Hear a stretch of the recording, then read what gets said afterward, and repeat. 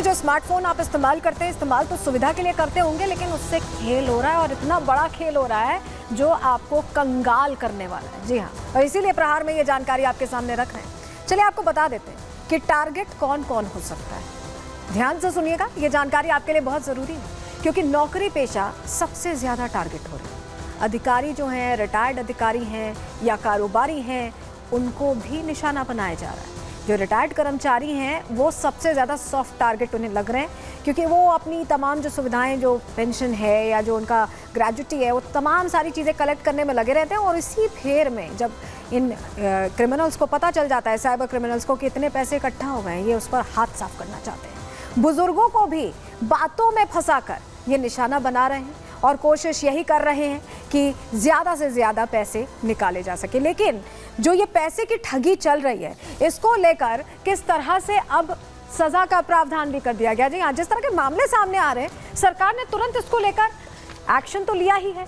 सज़ा का प्रावधान तो किया ही है, लेकिन डर नहीं है। पहले आपको बता देते हैं क्या सज़ा का प्रावधान है। चलिए जानकारी आपके सामने रख रहे हैं। गलत डॉक्यूमेंट्स अगर कोई आपके बनाता है, फॉर्ज करता है डॉक्यूमेंट्स, तो सज़ा का प्रावधान। इसके अलावा ऐसे केसेस में मनी लॉन्ड्रिंग के लिए जेल तक का प्रावधान है, यानी जेल भेज दिया जाता है अगर आप शिकायत करते हैं तो। बहुत सारे लोग डर की वजह से या मजाक का पात्र ना बन जाए, इसके लिए शिकायत ही नहीं करते हैं। आईटी एक्ट के तहत सज़ा है।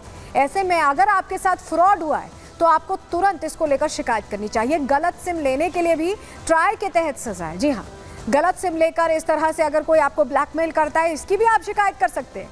लोगों से ठगी करने वालों के लिए भी कड़ी सज़ा का प्रावधान रखा गया है। यानी अगर आपके साथ इस तरह का फ्रॉड हुआ है तो आप बिल्कुल मत डरिए, आप अपनी बात रखिए, शिकायत करिए, क्योंकि सज़ा का प्रावधान हर मामले में है। और आपके लिए अब ये ज़रूरी है कि आप आवाज़ उठाएं, जिससे बाकी लोग जो हैं वो कहीं ना कहीं ये समझ पाएं। लेकिन अगर अब आप सोच रहे हैं कि डिजिटल अरेस्ट से बचें कैसे, तो अब वो जानकारी हम आपके सामने रख रहे हैं। ये बहुत ज़रूरी है, ये ध्यान से देखिए, सुनिए और समझिए। सावधानी से सोशल मीडिया प्लेटफॉर्म का इस्तेमाल करिए। आप कोई भी अपनी जो इन्फॉर्मेशन है, पर्सनल इन्फॉर्मेशन है, बिल्कुल उस पर साझा ना करें, बिल्कुल उस पर ना डालें।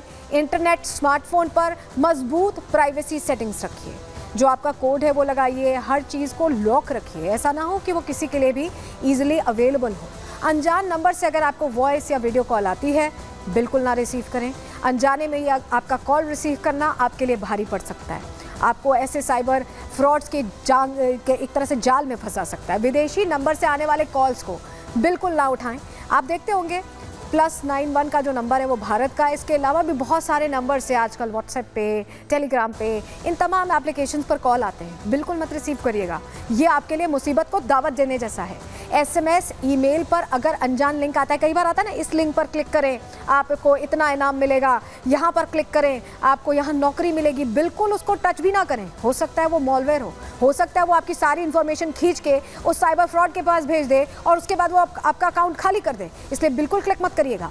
OTP अगर आता है या अपने कार्ड की जो डिटेल्स हैं वो किसी को भी ना बताएं। कई बार कॉल आती है कि आपके अकाउंट में कुछ प्रॉब्लम हो रही है, आपकी इन्फॉर्मेशन अपडेट करनी है, OTP बता दीजिए। आप अगर उनकी बातों में आकर OTP बता देंगे तो हो सकता है वो ट्रांजैक्शन का OTP हो सकता है वो 1-2 लाख पार कर लें या उससे ज़्यादा भी पार कर सकते हैं। पैसों की डिमांड वाले मैसेज अगर आए, अगर आपको कोई ब्लैकमेल करता है, डिजिटल अरेस्ट करने की कोशिश करता है, तो आप घबराएं नहीं और उसकी बात में बिल्कुल ना आए। तुरंत कॉल कट करें और पुलिस से संपर्क करें। पुलिस को बताएं कि ऐसी घटना हो गई है। आप कॉल करके पूरी सूचना जब देंगे तो साइबर सेल आपकी मदद करेगी, पुलिस विभाग आपकी मदद करेगा। और बिल्कुल ये ना सोचें कि लोग क्या सोचेंगे, क्योंकि लोगों के सोचने के चलते पैसे आपके चले जाएंगे, लोग कोई काम नहीं आएंगे, पैसे ज़रूर काम आएंगे। तो इसलिए आपको समझना होगा। और चलिए अब आपको बताते हैं, हमने एक्सपर्ट से भी बात करने की कोशिश की और समझने की कोशिश की कि वो इस पूरे मामले को लेकर क्या कह रहे हैं, कैसे इससे बचें। सुनिए जरा। तो अगर आपको डिजिटल अरेस्ट से बचना है तो एक चीज का आपको ख्याल रखना पड़ेगा कि हमको डिजिटल अरेस्ट, अगर आपको कोई डिजिटल अरेस्ट नाम का बोल रहा है या फिर आपको कोई कंप्यूटर पे कॉल कर रहा है या स्काइप पर कॉल करने के लिए या फिर वीडियो कॉल आ रहा है, तो आपको इस तरह की वीडियो कॉल्स, कंप्यूटर कॉल्स नहीं उठानी, बिकॉज ये स्कैम हो सकता है और स्कैम्स आजकल बहुत ज्यादा तेजी से बढ़ रहे हैं। तो अननोन नंबर से वीडियो कॉल्स नहीं उठाएं। कोई आपको बोले कि आपको ऐसे अरेस्ट किया जा रहा है या आपको अपनी जानकारी देनी है, तो आप उस पर बिल्कुल भी विश्वास ना करें, बिकॉज स्कैमर्स इस तरह के मैसेजेस कर रहे हैं, इस तरह के कॉल्स कर रहे हैं और इस तरह के साइबर फ्रॉड्स बहुत तेजी से आजकल आपको देखने को मिल रहे हैं। तो अवेयरनेस ही सबसे इंपॉर्टेंट डिजिटल अरेस्ट से बचने का तरीका है।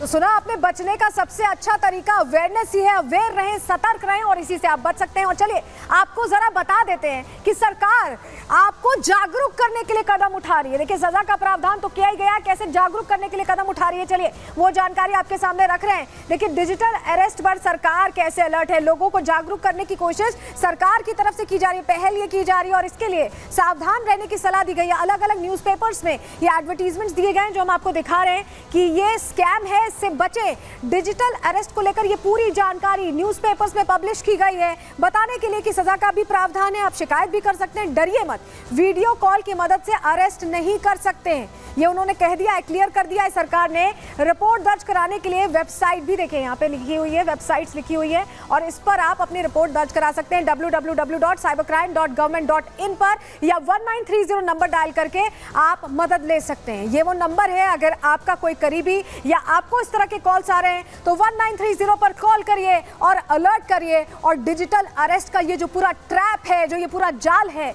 इससे बचिए। सरकार भी यही अपील कर रही है, प्रहार में हम भी आपसे यही अपील कर रहे हैं और इसीलिए आपको ये पूरी जानकारी हमने दे दी है। तो ये तो आज हमने आपको बता दिया।